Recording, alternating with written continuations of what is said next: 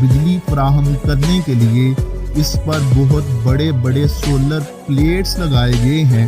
اس میں رہنے والے انسانوں کو آکسیجن مہیا کرنے کے لیے وقتاً فوقتاً زمین سے سپلائی شٹلز کو آنا پڑتا ہے تاکہ تازہ آکسیجن مہیا کی جا سکے۔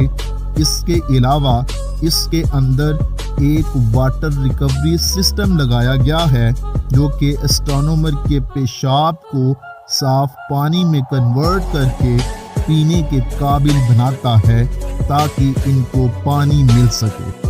اگر باہر کا درجہ حرارت -120 ڈگری سینٹی گریڈ سے لے کر 93 ڈگری سینٹی گریڈ تک ہو جائے تو زبردست انسولیشن کی ضرورت پڑتی ہے، اور یہ اسپیس اسٹیشن وہ انسولیشن بھی مہیا کرتا ہے۔